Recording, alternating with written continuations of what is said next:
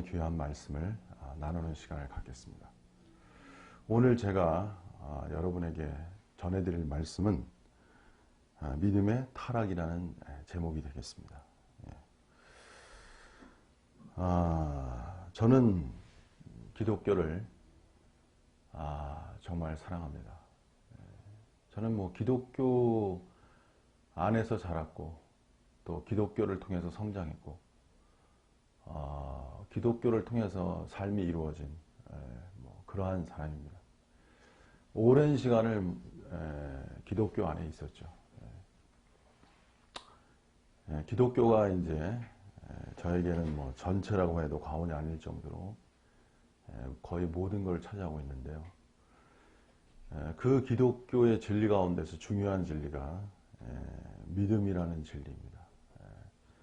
마르틴 루터가 결국은 그 천주교에서 분리되어 나올 때 주장한 것이 이신칭의 진리, 믿음으로 말미암아 구원을 얻는다는 진리죠. 이것은 그 당시로 말하면 천지개벽의 그러한 어떠한 진리의 말씀이죠. 하나님의 구원에 있어서 완전히 믿음으로 구원받는다는 개념이 명확하게 설정되지 않은 그 시기였잖아요. 천주교가 이 부분에 대해서 정확하지 않았기 때문에 인간 공로의 부분, 인간이 행하는 부분이 남아 있었기 때문에 거기서 온갖 어두움과 타락과 부패가 이제 함께 들어오는 거잖아요. 천주교 안에 면죄부까지 팔면서 그런 상황 속에서 이제 이신칭의 그 믿음으로만 인간의 행위가 아니라 결정적인 것은 인간의 행위가 아니라 믿음으로 말미암아 구원을 얻는다. 이 진리가 이제 프로테스탄트 개신교를 일으키게 되는 하나의 불씨가 되는 거죠. 그래서 오직 믿음이라는 단어를 썼습니다. 오직 말씀, 오직 은혜, 오직 믿음. 이 세 가지가 중요한 슬로건이 되겠죠. 그래서 기독교 안에 있다는 것은 결국은 뭐냐면은 믿음의 생활을 한다는 것이죠. 믿음을 갖는 것이고 그리고 믿음의 생활을 한다. 이것이 기독교라고 말할 수 있습니다. 근데 근 500년이 지금 기독교의 역사는 흘러가고 있는데요. 오늘날에 와서 결국 믿음은 어떠한 지경에 이르렀냐. 거의 타락의 지경에 이르렀다. 이렇게 말할 수 있습니다. 믿음의 소중한 부분들, 믿음이 갖는 귀한 부분들이 남아있지만 시간이 갈수록 기독교 안의 믿음은 점점 타락해 가고 있다. 이렇게 여러분에게 먼저 말씀드리고 싶습니다. 자, 제가 먼저 성경 구절 하나 읽겠습니다. 디모데 전서 1장 4절의 말씀입니다. 신하와 끝없는 족보에 참념치 말게 하려 함이라. 이런 것은 믿음 안에 있는 하나님의 경륜을 이름보다 도리어 변론을 내는 것이라. 사도 바울은 여기에서 하나님의 경륜이라는 단어를 많이 쓰지는 않지만 여기에서 썼습니다. 근데 이제 이 하나님의 경륜이라는 단어는 아주 중요한 단어예요, 사실은. 근데 일반 그리스도인들은 이제 하나님의 경륜이라는 단어를 그렇게 깊게 생각하지 않습니다.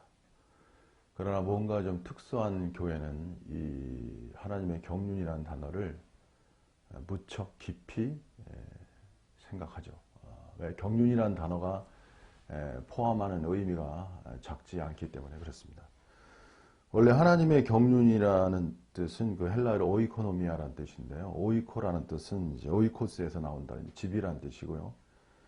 노미아라는 뜻은 것은 노모스에서 나온 건데 이건 규범, 법이라는 뜻입니다.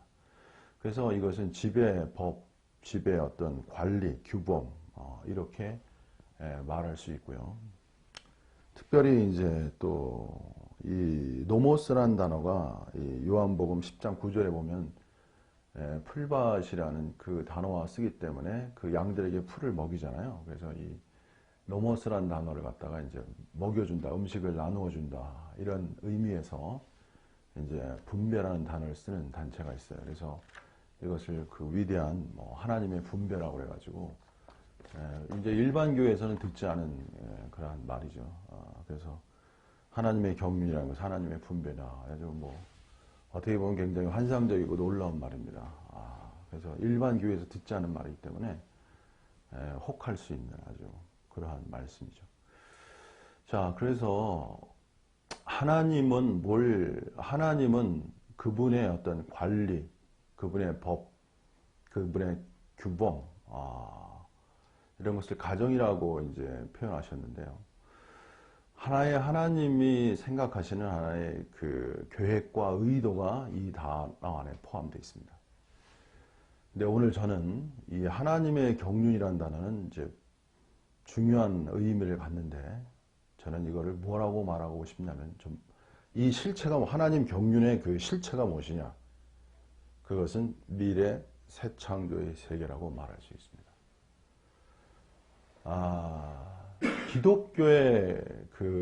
기독교의 역사라는 거는요, 지향성이 있어요. 기독교는 무엇을 지향해 나가는가? 그것은 하나님의 미래 새 창조의 세계를 지향해 나가는 것입니다. 여기서 이제 제가 여러분에게 이제 전해드리는 말씀이 있는 거죠. 믿음 안에 있는 하나님의 경륜. 그래서 믿음이라는 것은 하나님의 경륜을 이루기 위한 것입니다. 다시 말씀드려서 하나님의 미래 새 창조의 대창조의 세계를 가져오기 위해서는 무엇이 필요한가? 믿음이 필요하다는 것이죠. 이 하나님의 경륜을 말하는 거기에 완전히 아주 뭐랄까 혹가버린 사람들은 하나님의 경륜을 강조하지 믿음을 강조하지 않아요. 이것이 또 하나의 어둠입니다. 그러니까 하나님의 경륜이라는 것은 거기에 믿음 안에 있는 거예요.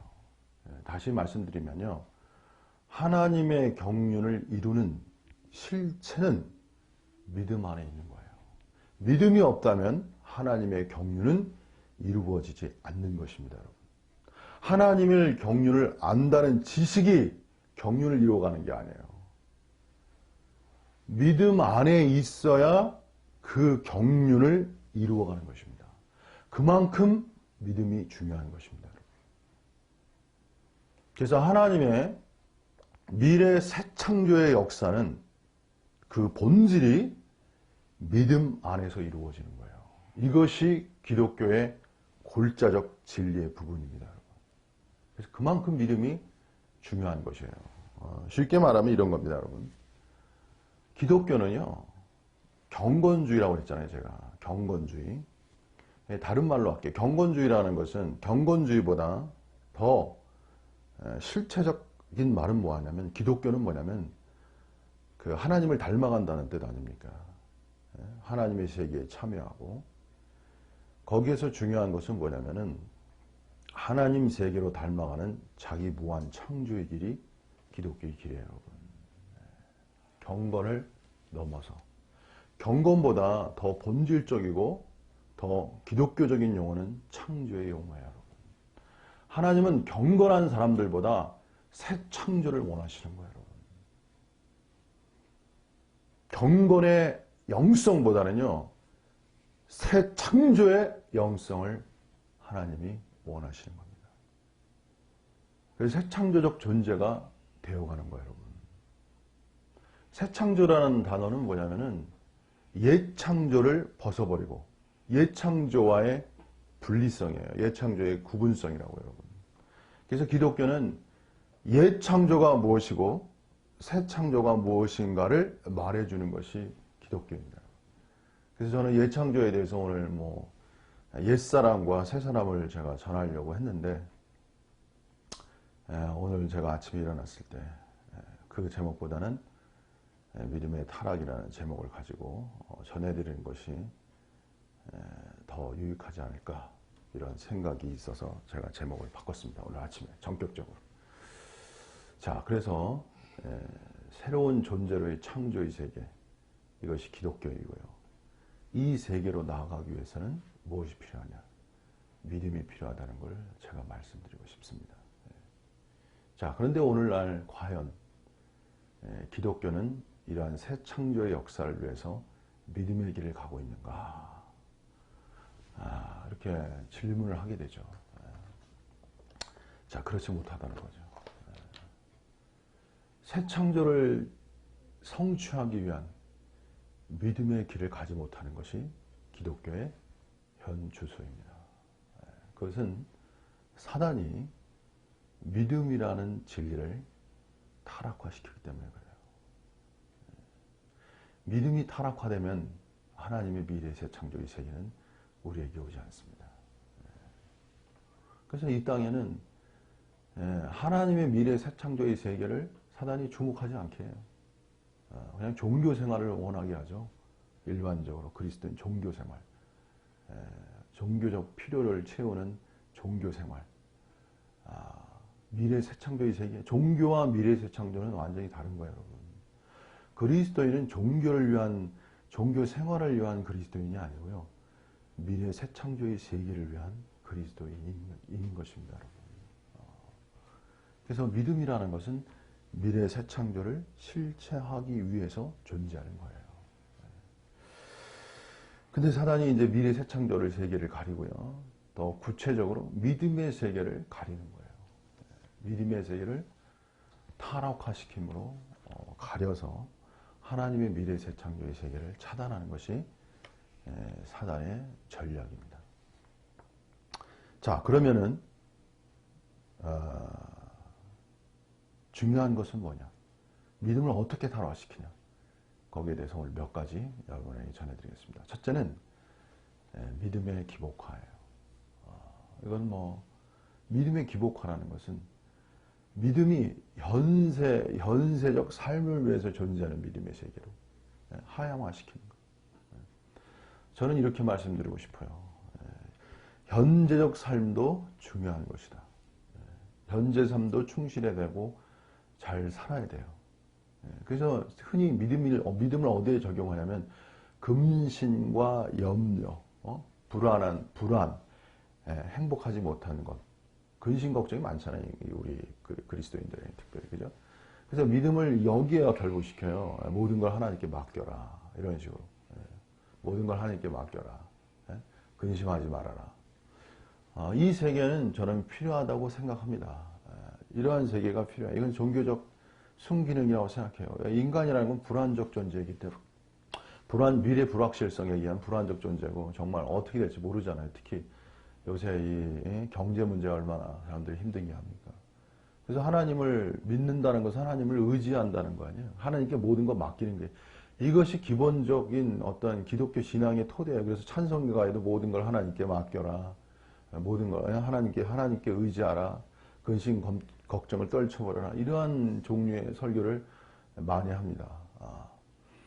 이것이 틀린 거는 아니에요. 이것이 필요한 부분이에요. 어떤 사람이 너무 걱정과 근심이 많아가지고 오히려 거기에 눌려가지고 진짜 무엇을 먹을까, 무엇을 마실까, 무엇을 입을까 이런 세상적인 근심에 눌려가지고 완전히 매몰되거나 함몰된다. 이건 문제가 있는 것이죠. 이런 사람에게는 믿음, 정말 모든 염려를 하나님께 맡기는 믿음의 영역이 필요한 것입니다. 그러나 믿음은 이 부분에만 있는 게 아니라는 거예요, 여러분. 이런 설교로 계속 이렇게 우려먹잖아요. 믿음의 기능이 거기에만 있지 않다는 얘기를 제가 말씀드리고 싶은 거예요. 저는 오늘날 기독교를 보면서 위로를 주지만, 사람들에게 뭔가 위로를 주지만 그 위로가 전부가 아니라는 것을 말씀드리고 싶은 거예요. 여러분, 믿음은 위로받는 것, 근심을 버리는 것, 하나님께 모든 걸 맡기는 것, 이 부분은 극히 부분적인 하나의 역할이라는 것. 제가 이것을 말씀드리고 싶습니다. 오늘날 문제는 믿음이 다 거기에 쏠려 있다는 거예요. 믿음이 다 그쪽 방향으로 다 가버려요. 어떻게? 이것이 타락이에요, 여러분. 결국은 이것이 계속화될 때, 지속화될 때 이것이 타락을 가져오는 거예요, 여러분. 믿음이라는 것은 우리의 인생을 근심 없이 행복하게 잘 사는 그것보다는 우리 자신을 새 창조해 나가기 위해서 존재하는 세계입니다, 여러분. 새 창조를 어떻게 실체화하기 위한 것인가를 제가 구체적으로 정말 말씀드리고 싶은데 제가 그것까지는 다 말씀드리고 시간이 없고요. 그러니까 기독교는 뭐냐면은 믿음으로 인한 실행이 있어요, 여러분. 믿음으로 인한 삶이 있다는 거예요. 믿음으로 인해서 행해야 되는 행위 문제가 있는 거예요, 여러분. 오늘 기독교는 은혜주의에 빠져가지고, 은혜라는 건 뭐냐면 하나님이 모든 걸 다 하신다는 거예요. 근데 하나님의 모든 걸 다 하시는 것을 따라서 인간이 해야 할 행위의 문제가 있는 거예요. 오늘 기독교의 타락은 믿음의 타락과 은혜의 타락이라고 말할 수 있어요. 이건 제가 계속해서 여러분에게 말씀드리겠습니다. 자, 그래서 믿음의 기복과 위로받는 하나님이 살아계신다. 하나님이 살아계시다. 이것도 믿음이잖아요, 여러분.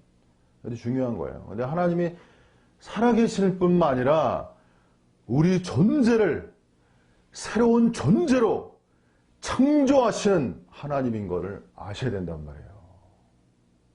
오늘 하나님이 살아있다는 것만 강조하겠습니까, 여러분? 하나님이 우리와 함께 하신다는 임마누엘만 강조하겠어요, 여러분? 임마누엘의 하나님을 그냥 지속화시킬 거예요? 우리를 새로운 존재로 창조하시는 하나님 세계를 말할 수 있어야 된단 말이에요. 이것이 바로 새로운 기독교입니다, 여러분. 임마누엘의 하나님을 넘어서 우리를 새로운 존재로 창조하시는 하나님을 말할 수 있는 시대가 되어야 합니다. 그 다음에 이제, 그래서 믿음에 기복하는 제가 여러 가지로 말할 수 있는데, 요거는 간단하게 여기까지 하고요. 그 다음에 믿음의 유하나라는 관점으로 제가 또 말씀드리겠습니다. 믿음의 유하나라는 뜻은 뭐냐면은, 믿음을 소위 사람들은 다 안다고 생각한다는 거예요. 믿음은 내가 다 알아. 그래서 믿음의 세계가 일종의 어떻게 되냐면은 고정화가 일어나요. 믿음을 다 안다는 개념으로. 그래서 그리스도인들은 믿음을 가지라고 하지, 믿음을 알라는 말, 믿음이 알려지는 세계인 거를 몰라요, 여러분. 믿음을 가지라고만 강조하지. 믿음을 가져라. 믿음이 없다, 있다. 이것만 얘기하지. 믿음이 있다, 있다, 없다. 믿음이 강하다, 약하다. 믿음이 부족하다. 이 세계만을 얘기하지, 믿음이 지속적으로 알려지는 세계에 대해서는 모른다는 얘기예요. 제가 이렇게 말씀드릴게요. 믿음이라는 것은 하나님의 비밀입니다. 믿음이 열리는 만큼요, 하나님의 새 창조의 세계가 열리는 거예요, 여러분. 그게 무슨 말이냐면, 믿음에 대한 계시가요, 같은 것이 아니에요, 여러분.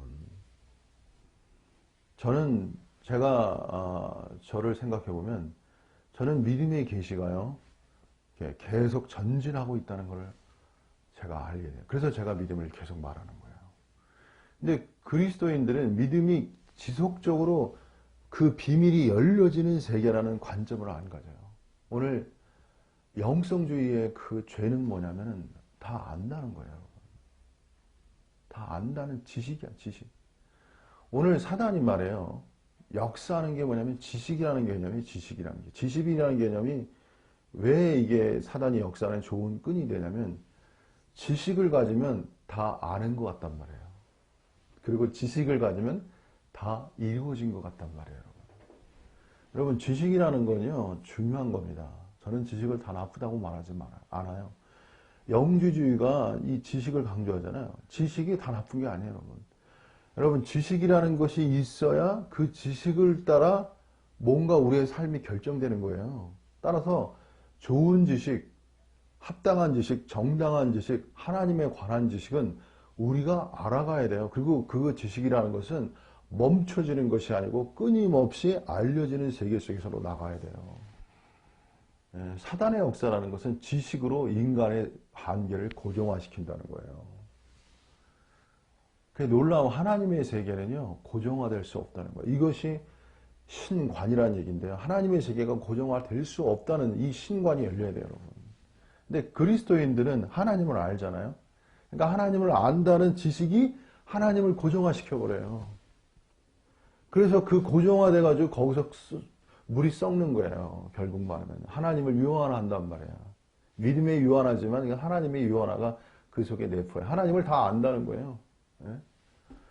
온갖 하나님을 모른다는 거대한 영역이 열려짐으로 하나님을 알아간다는 개념화가 일어나야 거기서 생명성이 역사하는 거예요.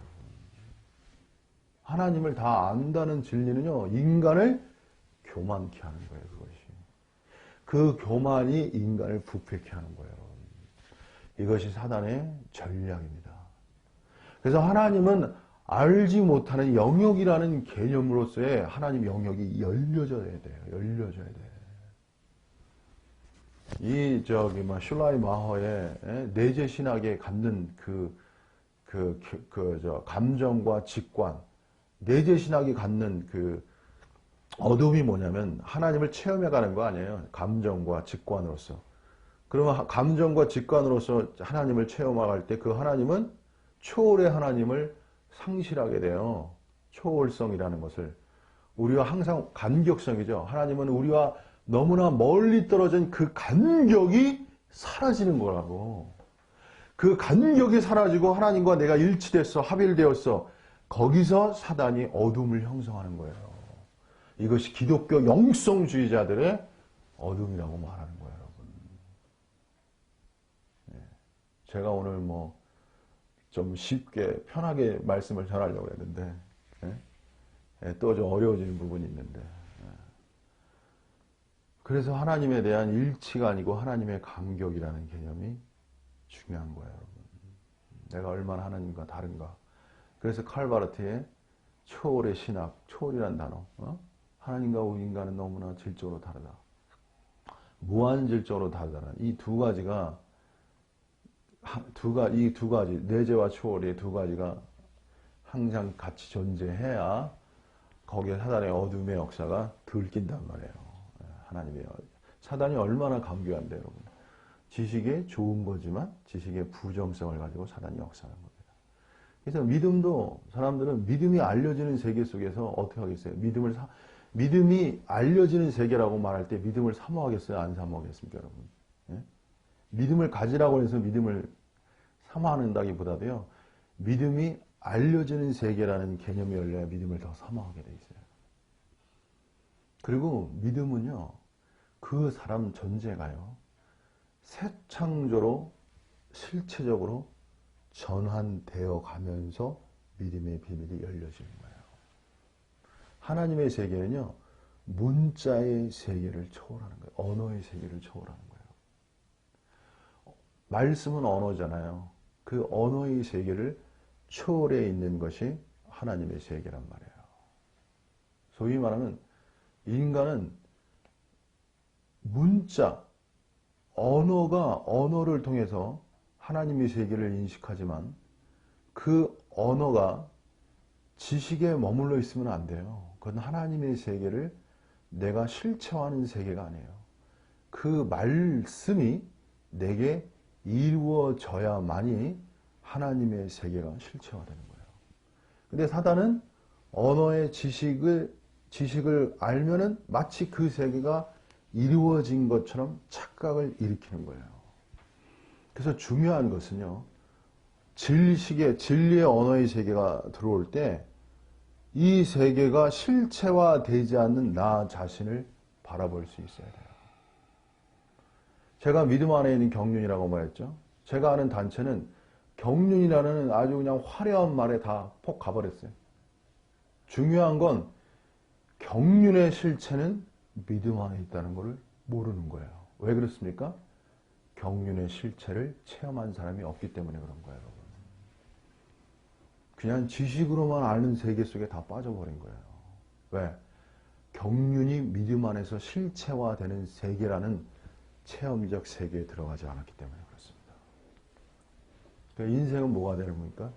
인생은 완전 꽝이 되는 거예요. 그걸 환상이라고 말하는 거예요. 그것이 환상입니다, 여러분. 그러니까 참 제가 어떻게 말하지를 못하겠어요. 그래서 인간의 그 화려한, 놀라운, 뛰어난 말이 나는 그걸 나쁘다고 생각하지 않아요. 어떤 사람은 그걸 나쁘다고 생각하는데 그 나쁜 게 아니에요.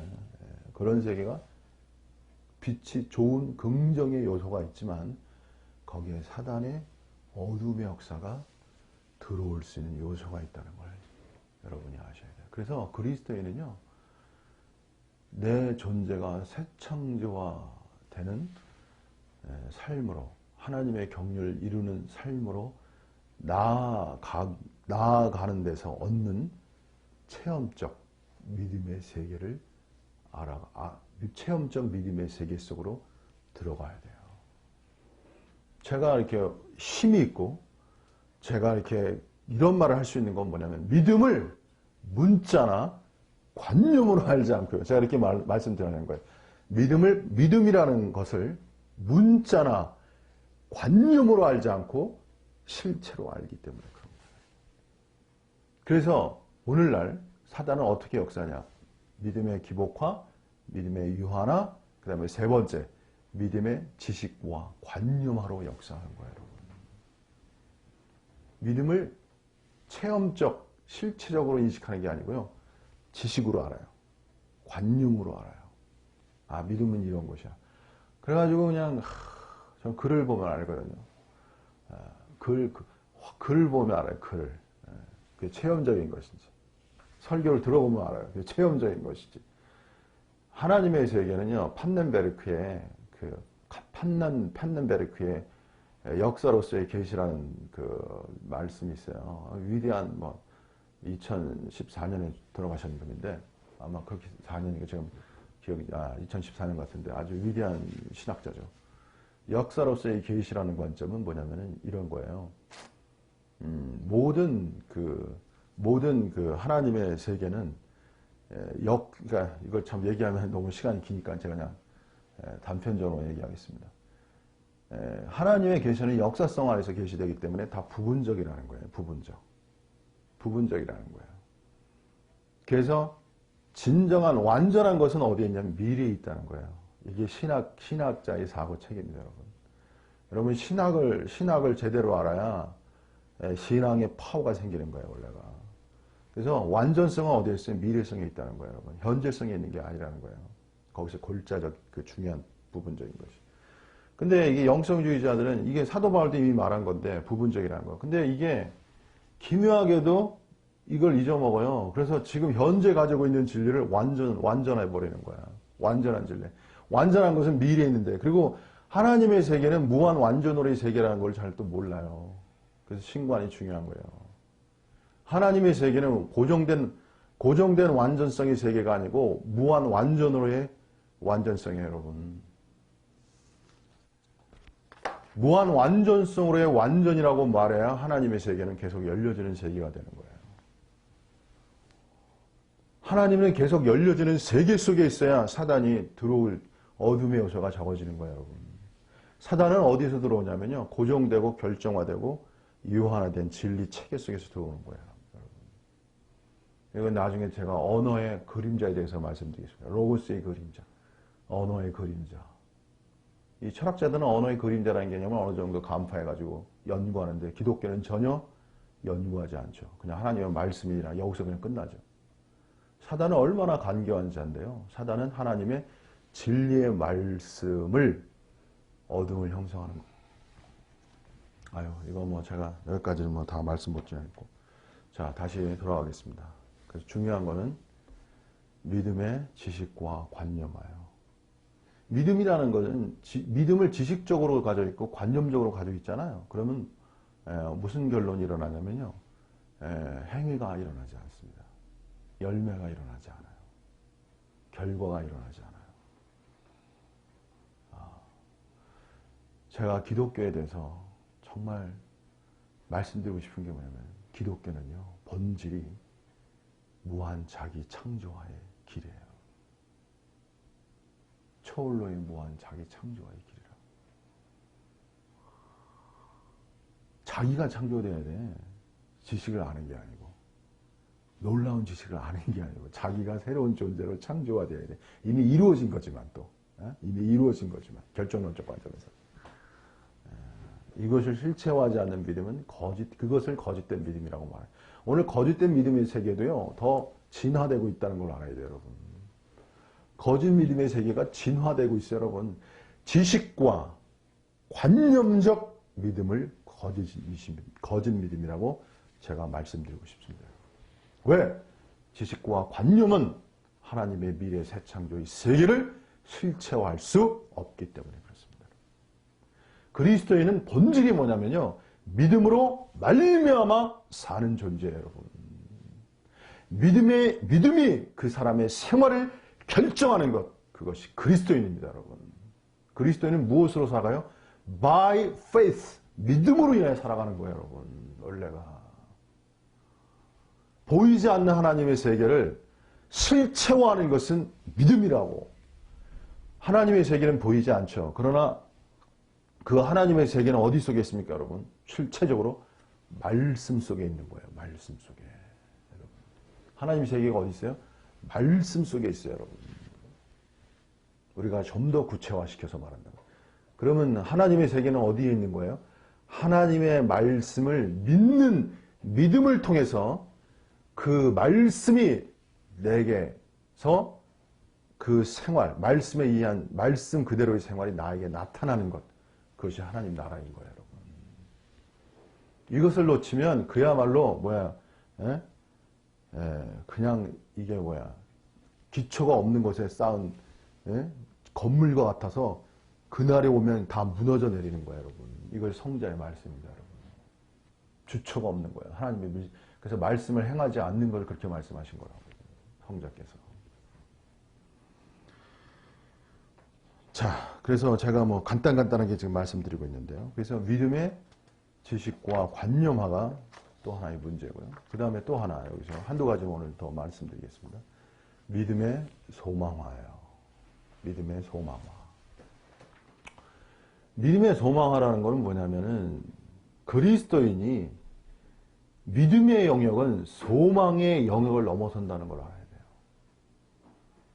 믿음의 영역이라는 건 뭐냐면 초월 능력의 실체화의 영역이에요. 그게 무슨 소리냐면은 예수님의 말씀으로 돌아가야 돼요. 믿음이 어떠한 세계인가를. 할 수 있거든이 무슨 말이냐. 믿는 자에겐 능치 못할 일이 없느니라. 이것이 믿음의 영역입니다. 그리스도인은 본인이 할 수 없는 것을 믿음을 통해서 할 수 있는 능력으로, 초월 능력의 세계로 이동되는 것. 이것이 기독교의 본질입니다. 근데 믿음이 할 수 없는 능력의 세계로 옮겨지는 것이 믿음인데, 이 할 수 없는 능력의 세계로 누가 오늘날 기독교에서 그렇게 치열하게 자기를 초월하는 세계로 이 믿음을 통해서 나아가려고 하는 사람이 누가 있겠습니까, 여러분? 이것이 기독교의 타락이에요, 여러분. 그냥 믿음이 현세의 삶을 위한 수단이 되어버렸죠. 특히 또 하나는 구원을 위한 믿음으로 그냥 머물러 있고. 이것이 기독교의 현 주소예요, 여러분. 저는 정영훈 목사의 솔직한 고백은 저는 항상 도전을 받는 거예요, 제가. 제 인생에서 항상. 매일매일 도전입니다, 저는 제 인생이 도전의 삶이에요. 그게 무슨 소리냐면, 나 자신이 하나님의 은혜를 따라, 성령의 능력을 따라, 이렇게 말을 해야 또 이단이 안 되니까. 이것도 사실이고요. 성령의 능력을 따라, 새로운 존재로 존재화되는, 이미 된 것이지만, 이미와 아직이라는 두 관점을 잘 알아야 되거든요. 된 것이지만, 아직 온전히 잡았다 생각하지 않고 잡은 들로 여기지 않고 잡은 표대를 향해 달려가는 무한 창조의 길을 가는 그 실체적 삶의 도전성이 있는 거예요. 그리고 무한 창조, 자기를 무한 창조하는 길은요. 그 특징이 뭐냐면 무한 새로움이에요. 무한. 어제의 그 사람이 아니란 말이에요. 어떤 사람은 새로운 만나러 와서 썩지 않은 만남을 계속 새로운 만나를 공급하기 위해서 노력한다고 그러는데, 제가 볼 때는 계속 썩은 만나를 얘기하면서 본인만 그냥 자아도취적 영성 속에서 근본이 안 바뀌니까, 무한의 하나님이 열리지 않으니까 거긴 거예요, 여러분. 아무리 얘기해도 새로운 게 나올 수가 없어요. 무한의 새로운 하나님의 세계가 열려야만 이게 폭포수처럼 새로운 세계가 이렇게 연결돼서 나오는 거예요. 오늘날 기독교는 이 믿음이 유한화되고 고정화되고 믿음이 타락하다 보니까 하나님의 세계가 뭐야? 진부한 세계가 되어버렸어요. 뻔한 세계가 되어버렸어요. 기독교의 설교도 뻔한 설교가 다 되어버리고 그냥 그저 그런 똑같은 설교가 다 되어버린 거예요. 새로운 세계, 새로운 맛과 새로운 냄새와 새로운 향기, 예? 새로운 기대 이런 것들이 점점 사라지는 거예요. 지루하면 그러니까 교회가 지루해지는 거야. 예? 그러니까 교회가 맥이 없는 거예요. 뻔한 얘기를 해가지고. 왜?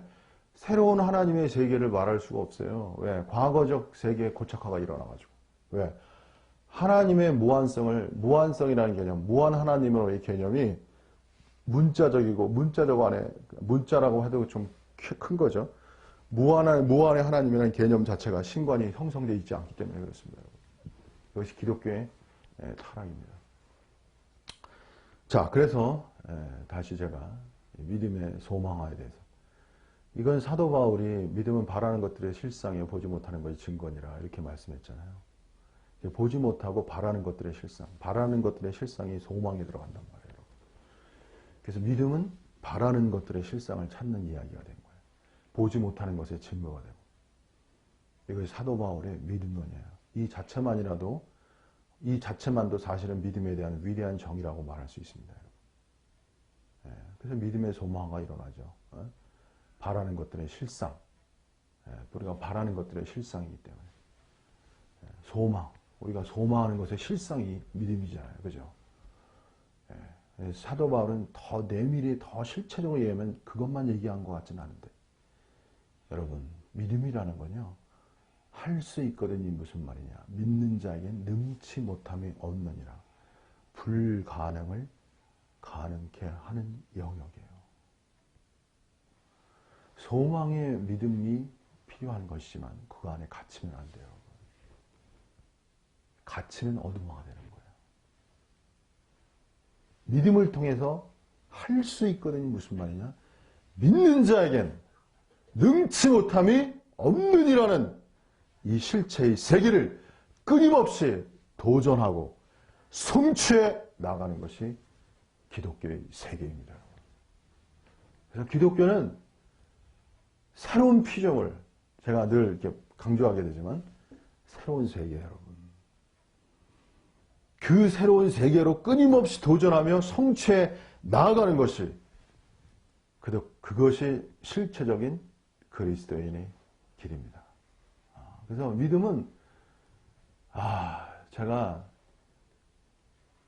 계속 알려져요.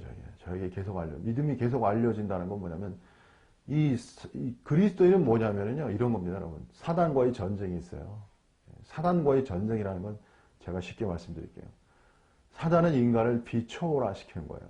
그리고 더 나아가서 무화시키는 거예요. 무화. 아무것도 아닌 존재로 되는 거예요. 그래서 그냥 소위 말하면 사단은 그냥 그리스도인을 일반화시키는 거예요. 그냥 일반적 그냥 인간의 삶으로 그냥 하향화시키는 거예요. 그냥. 하나님이 그 천지 만물을 만드신 하나님이 그냥 평범한 인간의 삶으로 살아가도록 그분이 그냥 그리스도인을 생성하셨겠습니까? 만드셨겠어요? 창조하셨겠어요? 너희는 하나님의 걸작품이라고 했는데 에베소서에 걸작품, 최고의 작품이라는 뜻인데 여러분 그리스도인은 최고의 작품이에요. 여러분. 그래서 사실은 이런 겁니다. 제가 조금 더 심하게 얘기하면 최고의 작품을 매일매일 감상해 나가는 거예요. 승리함으로. 그래서 최고의 작품인 인간의 그 최고성의 최고의 작품을 통해서 하나님을 경배에 찬양하는 것.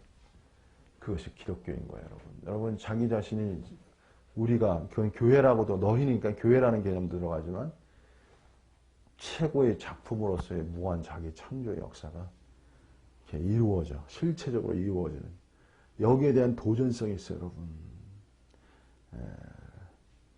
이 레비너스의 그 현실 충족이 우상 숭배라고 그랬죠, 여러분.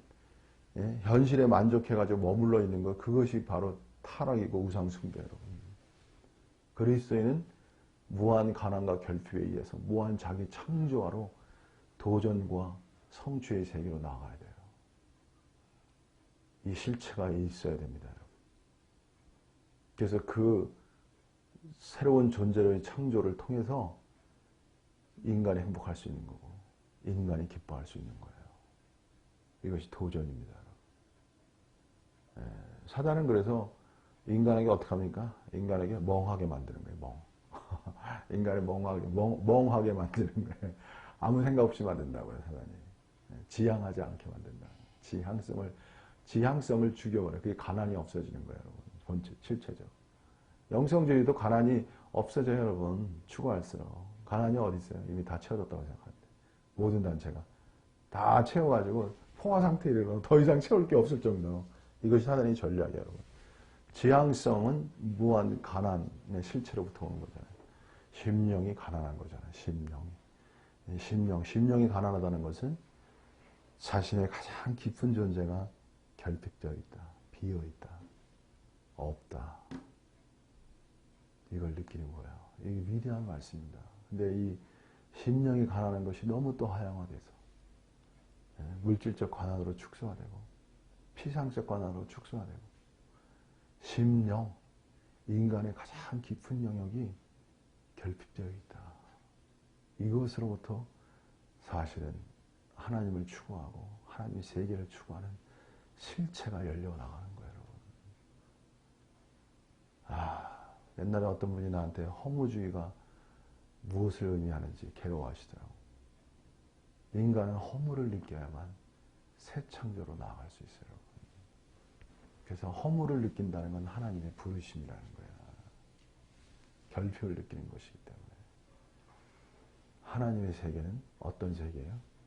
무한 새 창조의 세계입니다. 날마다 새로운 창조의 세계예요. 이것이 하나님 세계의 특징입니다. 이러한 영역 안에 살아야 돼요. 그래서 오늘날 저는 기독교는 구원받아야 되고 새로운 기독교가 되어야 돼요. 무한 새 창조의 세계를 실체화하는 그런 세계로 나아가야 합니다. 제가 여러 가지 말씀드렸는데 어쨌든 또 나중에 하나하나 더 구체적으로 말씀드리고 싶습니다.